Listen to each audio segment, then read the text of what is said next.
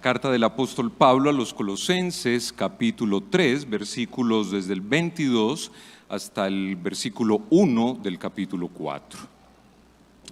Y dice así la palabra del Señor: Siervos, obedeced en todo a vuestros amos terrenales, no sirviendo al ojo como los que quieren agradar a los hombres, sino con corazón sincero, temiendo a Dios.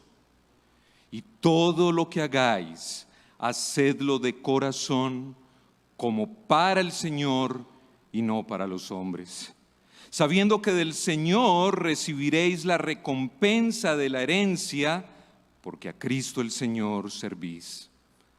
Mas el que hace injusticia, recibirá la injusticia que hiciere, porque no hay acepción de personas. Amos, haced lo que es justo y recto con vuestros siervos, sabiendo que también vosotros tenéis un amo en los cielos. Amén.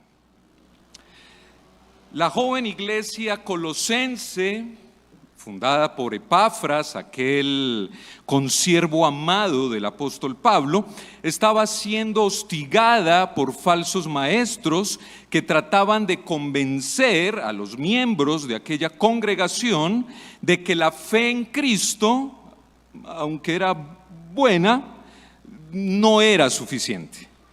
Pues Cristo, decían aquellos falsos maestros, no era un Salvador completo. De modo que si los colosenses querían alcanzar la plenitud espiritual y la mortificación de sus pecados, además de creer en Cristo, debían también adquirir ciertos conocimientos que supuestamente estaban por encima de las Escrituras para así poder ser iluminados. Debían someterse a determinadas normas, buscar ciertas experiencias místicas y abstenerse de algunas cosas. El apóstol Pablo, al enterarse de todo esto que estaba sucediendo, escribe desde la prisión en Roma esta carta a los creyentes en Colosas, con el fin de establecer claramente la completa suficiencia de Cristo, no solo para salvar, sino también para santificar. En ella, Pablo va a decirle a los colosenses: miren que nadie los engañe por medio de filosofías y huecas sutilezas según la tradición de los hombres. Ustedes ya han sido hechos completos en Cristo. Dios ya les ha dado vida juntamente con Cristo. Ya les ha perdonado todos los pecados.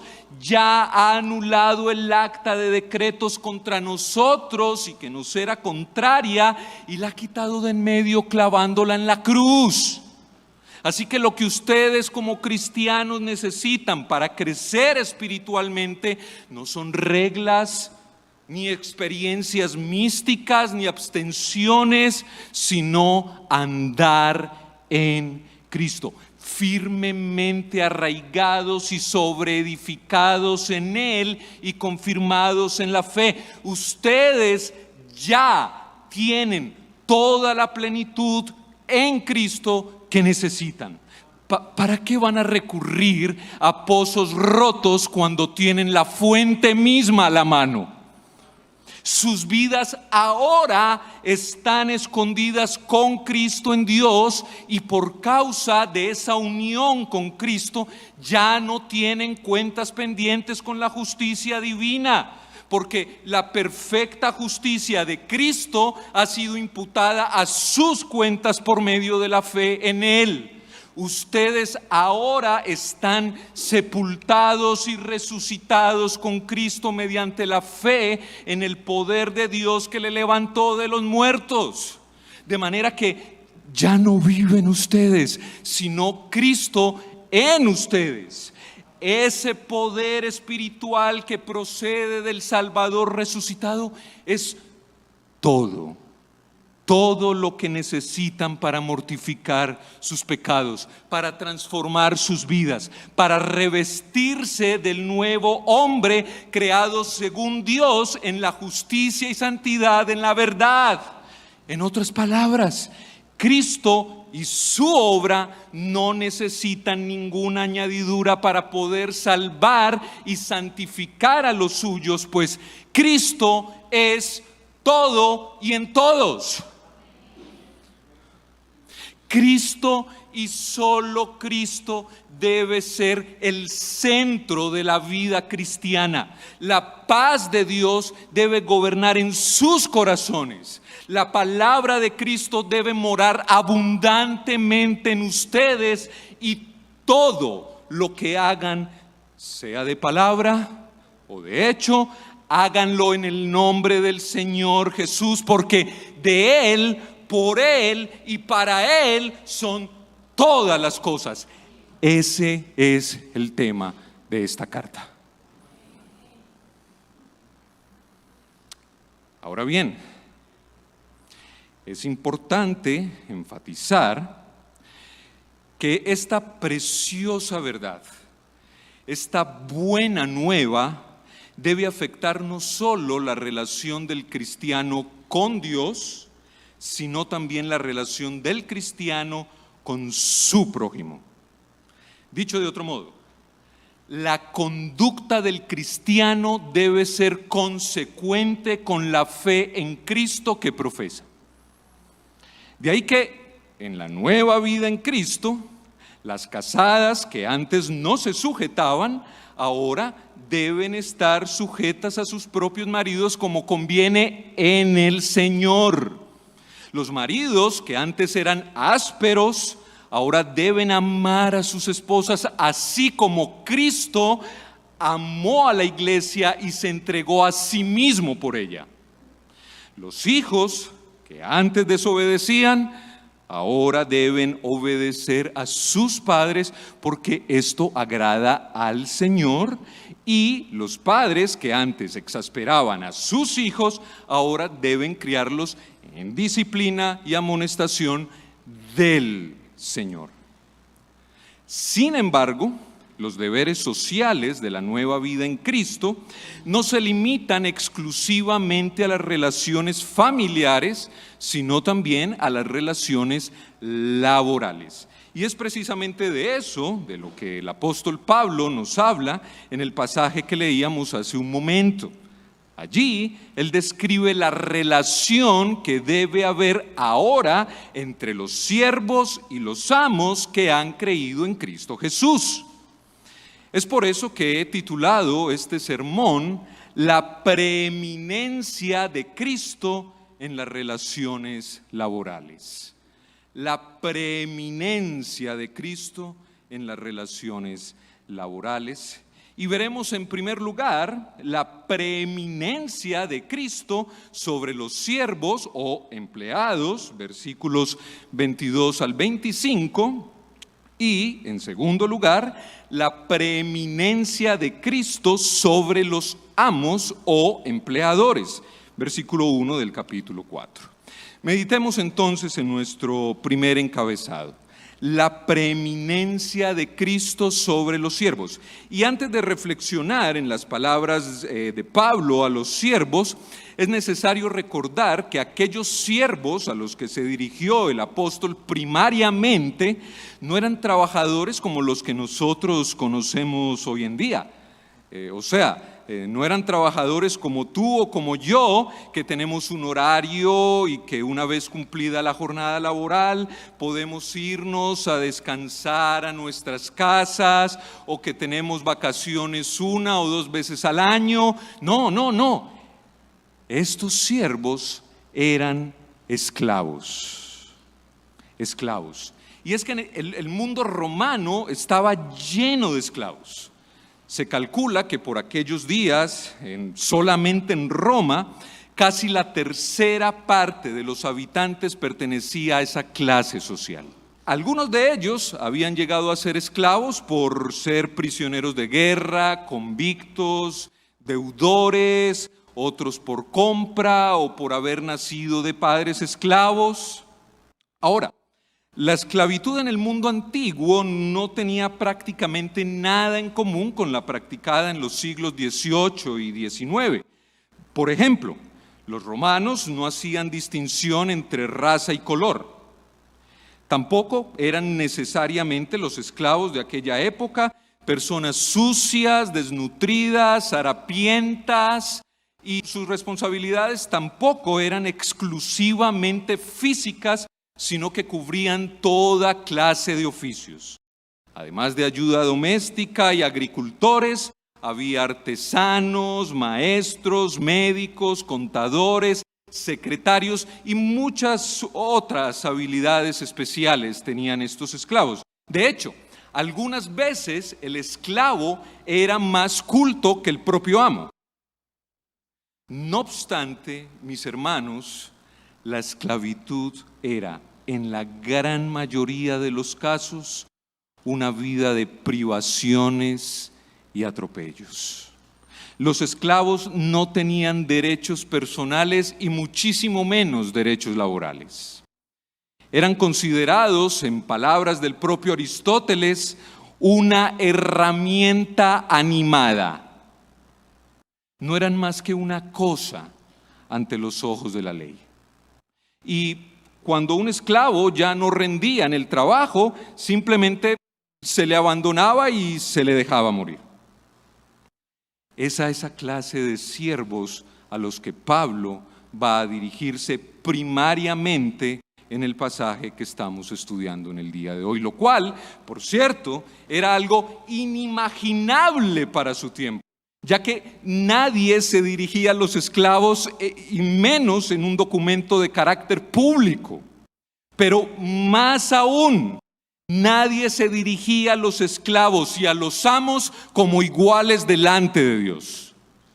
De manera que este pasaje que nosotros hoy leemos como algo tan normal, tan cotidiano, tan común, para la iglesia colosense debió ser un terremoto social. Al leer esta porción de la carta, la congregación debió quedar en shock. Pero fue así como una sociedad nueva y gloriosamente transformada por el Evangelio de Jesucristo, fue reemplazando a la antigua sociedad. Mis hermanos, el cristianismo nunca aprobó la esclavitud, nunca. El cristianismo estableció las bases, estableció los principios que condujeron posteriormente a la abolición de la esclavitud. Nunca aprobó la esclavitud. Con esto en mente, consideremos entonces las palabras del apóstol Pablo a los siervos o empleados. Dice el versículo 22, siervos, obedeced en todo a vuestros amos terrenales, no sirviendo al ojo como los que quieren agradar a los hombres, sino con corazón sincero, temiendo a Dios. Como podemos ver, la primera exhortación de Pablo a los siervos cristianos es obedeced en todo. O sea, no solo en las cosas que les parezcan agradables y placenteras, sino también en las que no les parezcan tan agradables ni tan placenteras.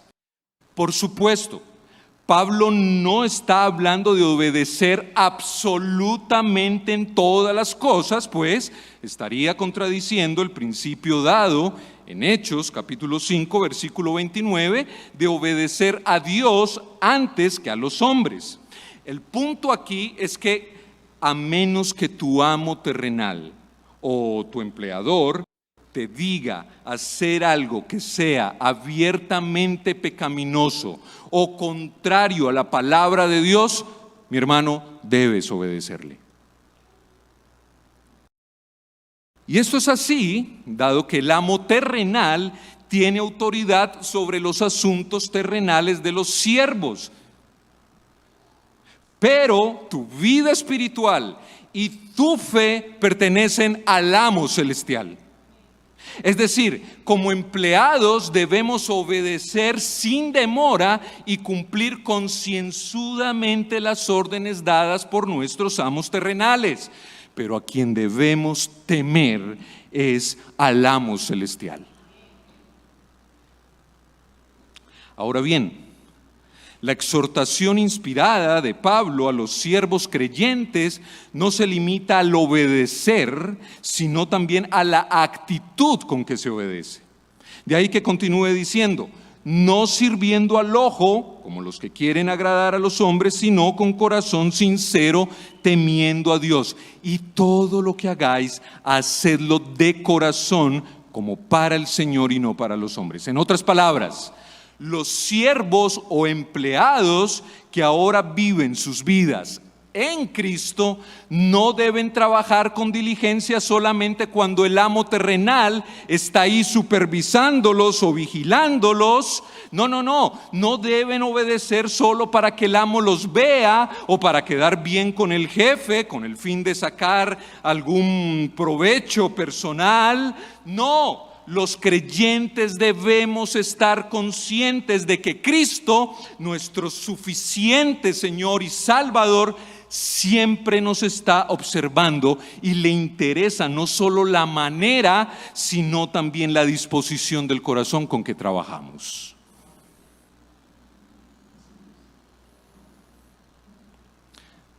Por tanto, en vez de estar tratando de agradar a los hombres por motivaciones egoístas, debemos servir a nuestros amos terrenales con corazón sincero, o sea, con integridad y con rectitud, porque al hacerlo así estaremos mostrando reverencia al Señor.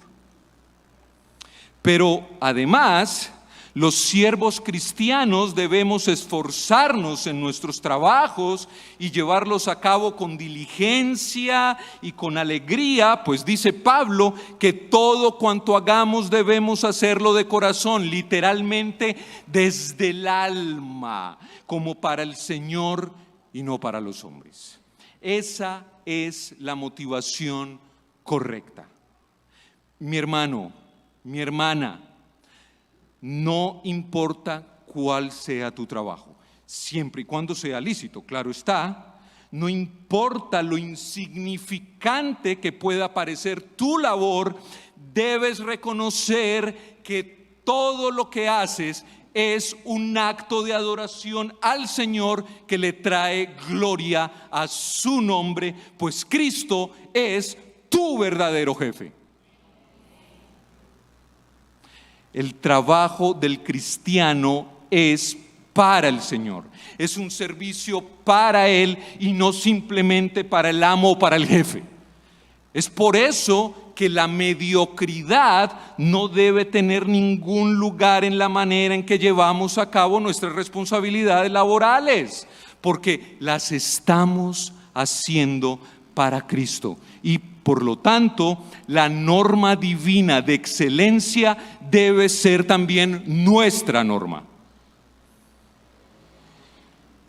La mediocridad no tiene nada que ver con la fe cristiana.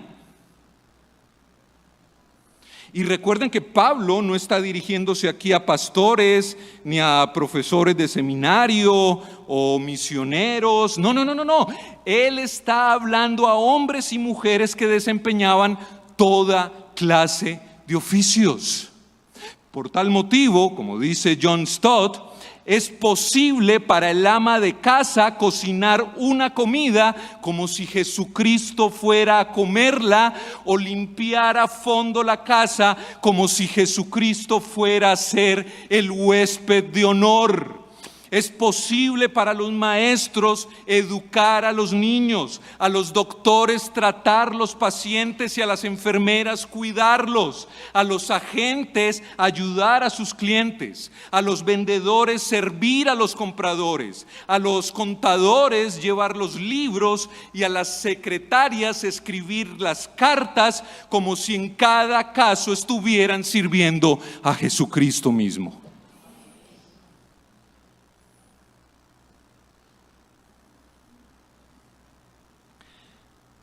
Mis hermanos, todas las profesiones de todo tipo, suponiendo que son legales y bíblicamente éticas, son honorables ante el Señor.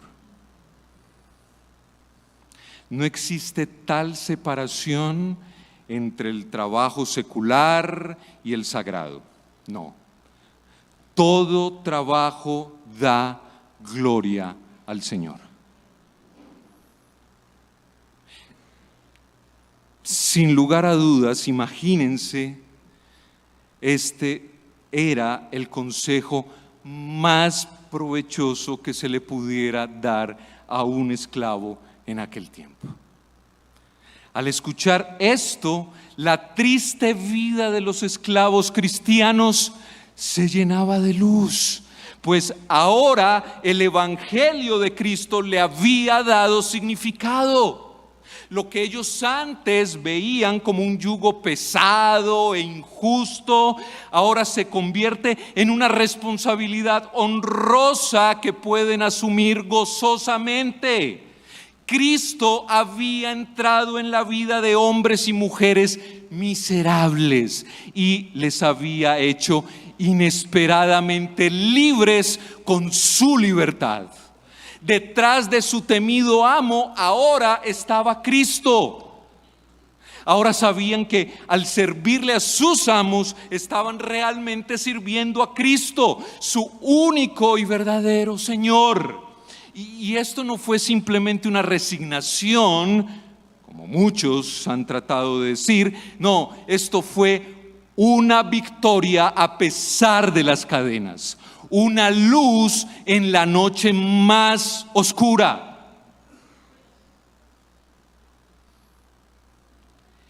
Si estos principios se podían aplicar a los esclavos de aquel tiempo que trabajaban la gran mayoría de las ocasiones en condiciones infrahumanas, ¿cuánto más fácil debería ser para nosotros hoy aplicarlos a nuestras condiciones favorables que son muchísimo mejores que las condiciones laborales de aquel tiempo?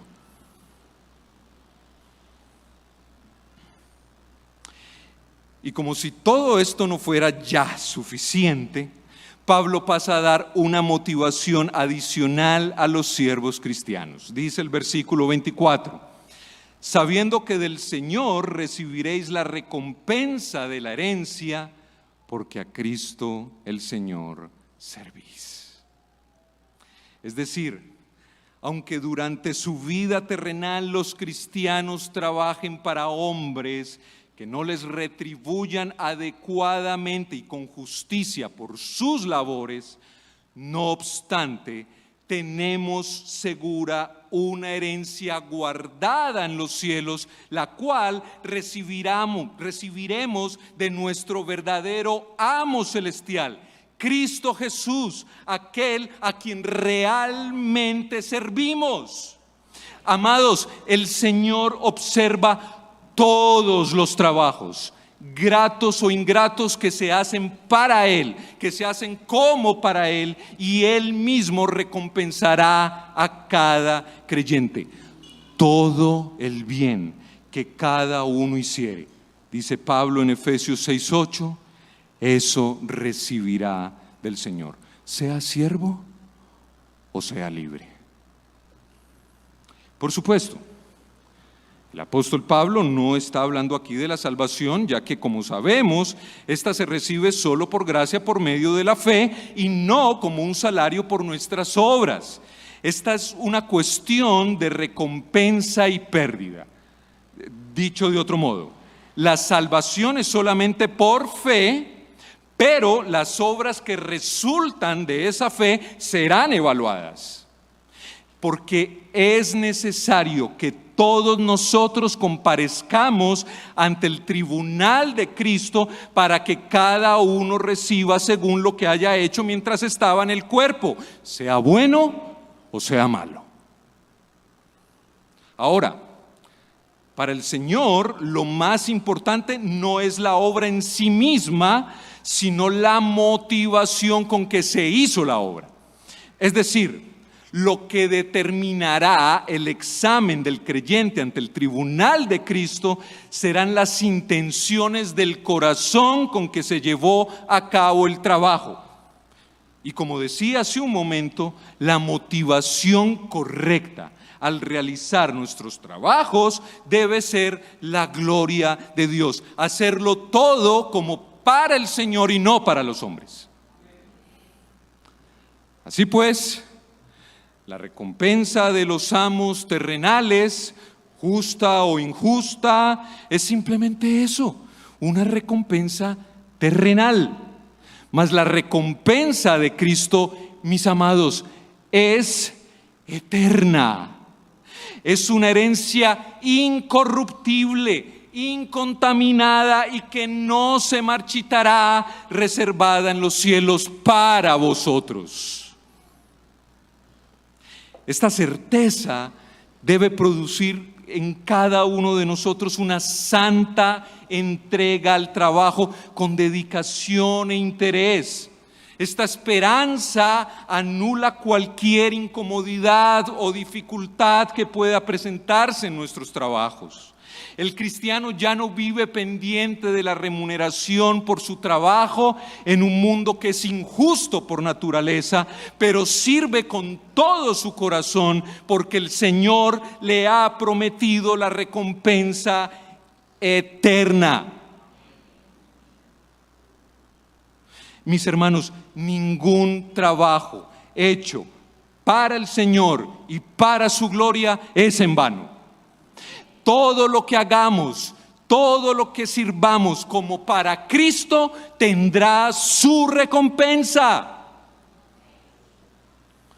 Y cuando pensamos, además, que nuestro servicio es para Cristo y en que la forma en que lo hacemos tiene implicaciones eternas, aún la tarea más pequeña, la más insignificante, la más cotidiana, se llena de significado. Aún la tarea más humillante se reviste de dignidad, de honor y de gloria al recordar que la estamos haciendo para el Señor.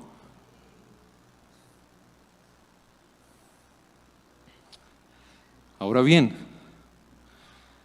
tal evaluación divina implica no solo un incentivo, sino también una advertencia. Dice Pablo en el versículo 25, mas el que hace injusticia recibirá la injusticia que hiciere, porque no hay acepción de personas. En otras palabras, el mismo Señor que recompensa al siervo fiel dará también la justa retribución al siervo infiel, aun cuando el amo terrenal no se haya enterado de su infidelidad.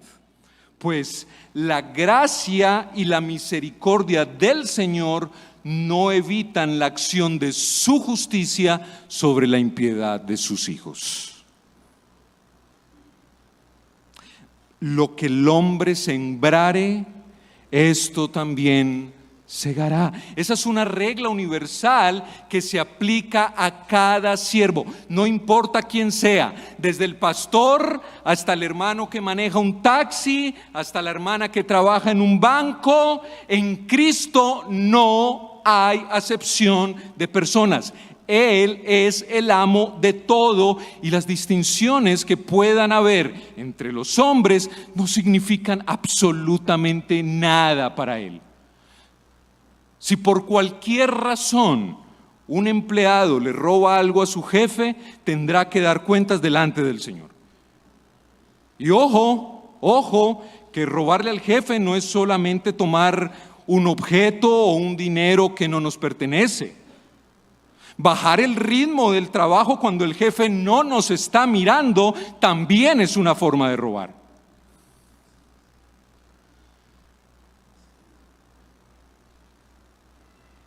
Por ejemplo, el hecho de que Onésimo Si hubiese convertido a Cristo, hubiese abrazado la fe en Jesús, no lo eximía de su responsabilidad delante del Señor por el perjuicio causado a Filemón, miembro precisamente de la iglesia en Colosas. Mis hermanos, el hecho de que seamos cristianos no justifica el agravio o la desobediencia injustificada a nuestros empleadores, aun si ellos no son creyentes.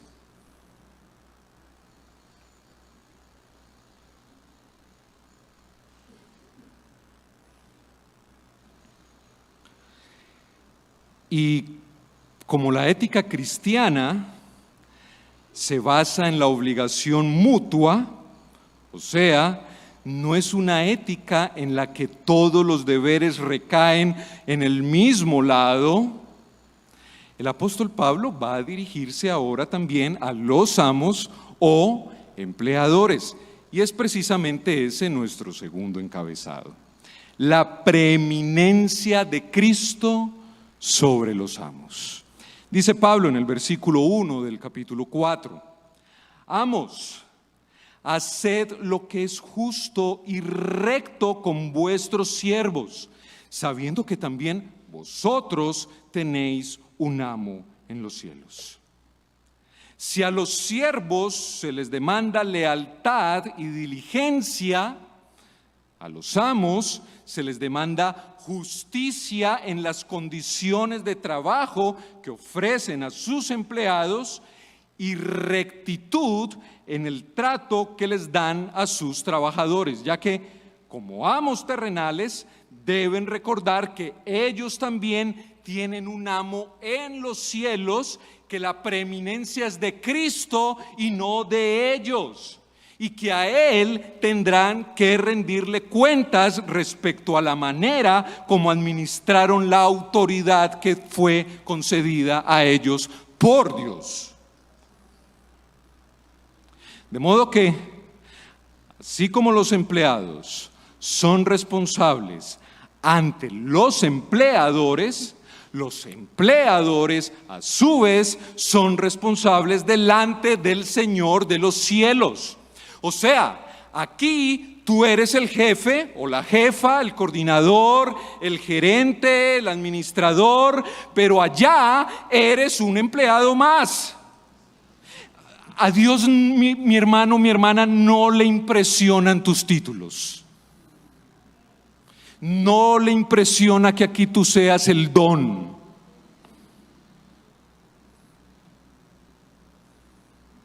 Por lo que el cristiano que tiene autoridad debe también ejercerla para la gloria de Dios.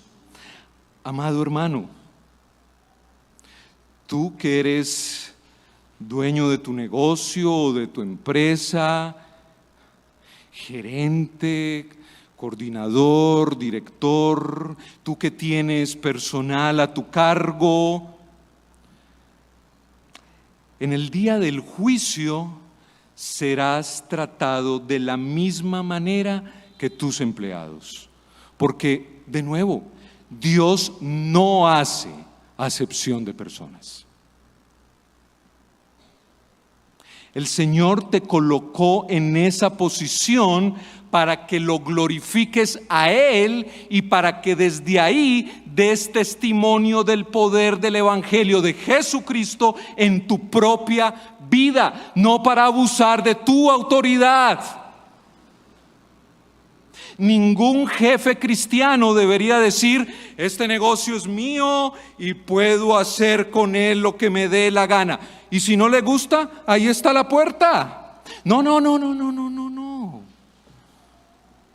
En lugar de eso, debería decir: este negocio, esta empresa, pertenece a Cristo. Él me la ha encargado y yo soy responsable delante de Él.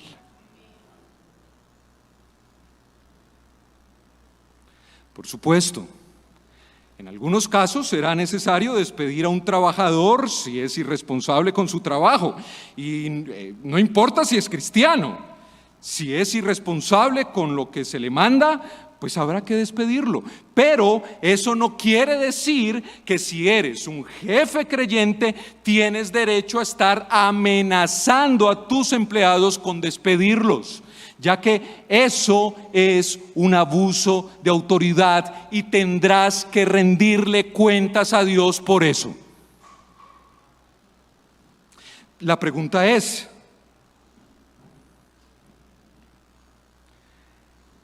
¿están tus empleados viendo en ti ese carácter justo y recto de Cristo?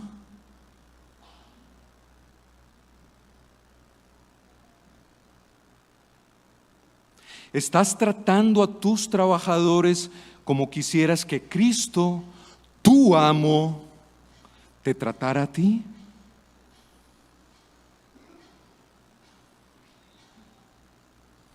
Mis hermanos, si quienes nos observan, bien sea de lejos o de cerca, compañeros de trabajo, jefes o empleados, si ellos no ven una diferencia en nuestra vida, ¿cómo van a creer entonces a nuestro mensaje y aceptar seguir a Dios cuando les hablemos del Evangelio?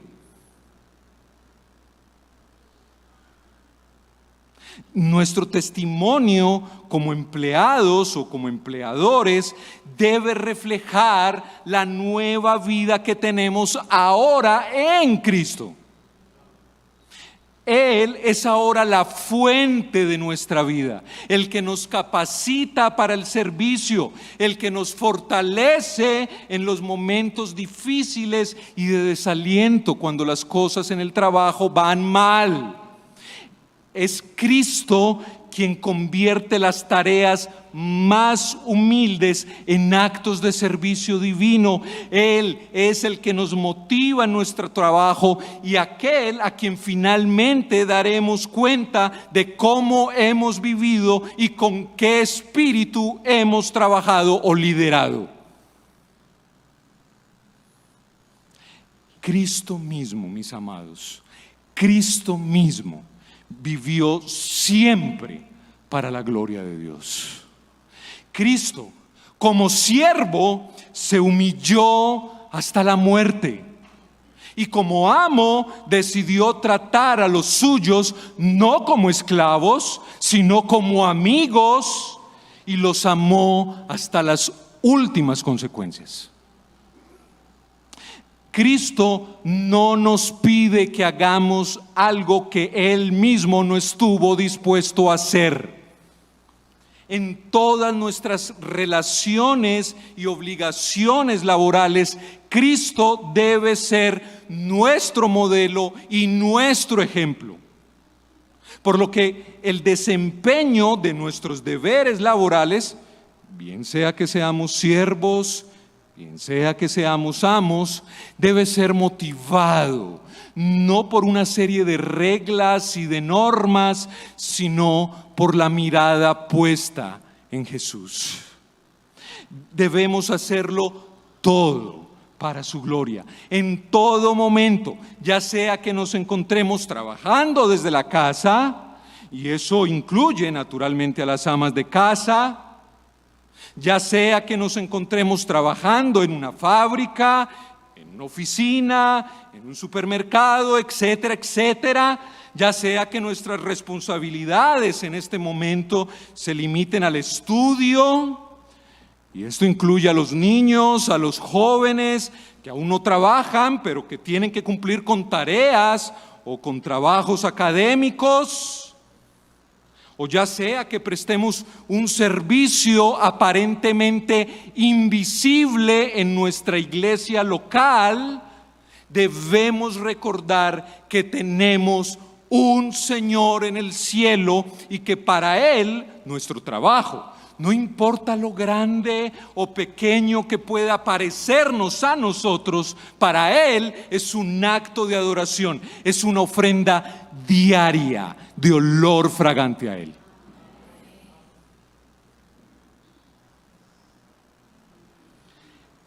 Esta, sin duda, es una perspectiva transformadora, sobrenatural, una perspectiva eternamente significativa de nuestro trabajo. Esta es una perspectiva gloriosa acerca de esos quehaceres habituales que nos parecen tan ordinarios, tan insignificantes. Para el Señor es un acto de adoración a su nombre. Ahora bien, si hay alguien aquí que nos visita en el día de hoy y que no ha confesado todavía a Cristo como su Salvador y Señor preeminente sobre cada área de su vida, amigo, a lo mejor tú piensas que eres un buen trabajador o un buen jefe, y quizás lo seas. El problema es que no lo estás haciendo con la motivación correcta. No lo estás haciendo para la gloria de Dios. No lo estás haciendo como para el Señor, sino para los hombres. Lo más probable es que lo estés haciendo esperando el reconocimiento, la bonificación o el aumento, pero no estás trabajando o gerenciando para Cristo, y por tanto tu buen rendimiento laboral no le agrada al Señor, mi amigo. No pienses que por rendir en tu trabajo ganarás el favor o la misericordia de Dios. Tu destino eterno, tu retribución eterna sigue siendo la condenación de tu alma en el infierno. Amigo, no pongas tu esperanza en tus propios méritos, en tus éxitos laborales, en tu cuenta bancaria, en tu estatus laboral. Ponla en Cristo Jesús. ¿De qué te serviría ganar todo el mundo y perder tu alma? Ven a Cristo hoy mismo.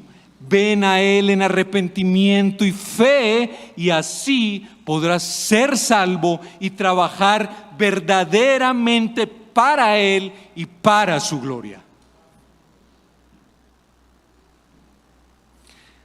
Amados hermanos, todos tenemos responsabilidades que cumplir y trabajos que desempeñar. El trabajo es una bendición de Dios, no es un castigo.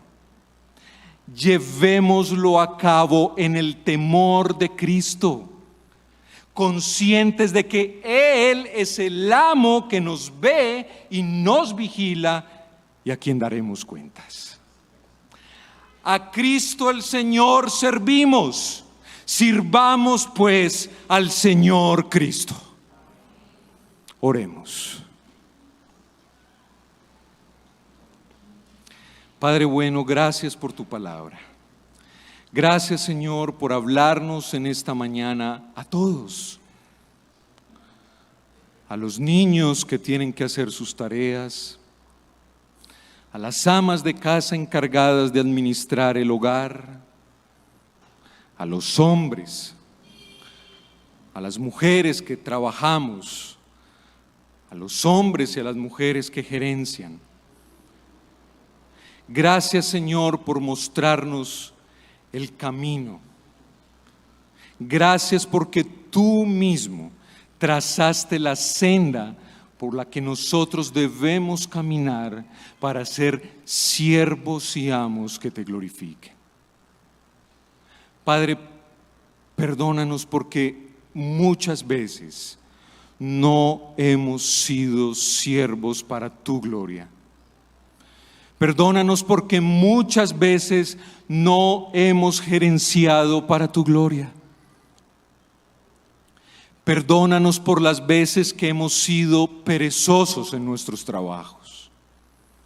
Perdónanos por las veces que hemos abusado de nuestra autoridad.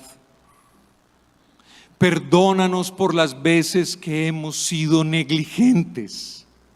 Perdónanos por las veces que hemos sido ásperos y amenazantes con nuestros empleados. Ayúdanos a que la nueva vida en Cristo, la llenura de tu Santo Espíritu, se manifieste cada día más en nuestras relaciones laborales. Que cada día seamos más siervos como Cristo y amos como Cristo. Padre, tú eres fiel, justo y misericordioso para perdonar nuestros pecados. Si venimos delante de ti, los confesamos. Ayúdanos, oh buen Dios. Queremos ser no solamente oidores, sino también hacedores de tu palabra. Necesitamos de tu gracia para poder vivir tu palabra, y en esta mañana te rogamos especialmente que nos ayudes a trabajar y a gerenciar, a ser empleados o empleadores para tu gloria, sirviendo como para ti y no para los hombres, y que nunca se aparte de nuestra mente que a ti rendiremos cuentas. Ayúdanos, Santo Espíritu, en nuestra debilidad te lo rogamos. En el santo y glorioso nombre de Cristo Jesús. Amén.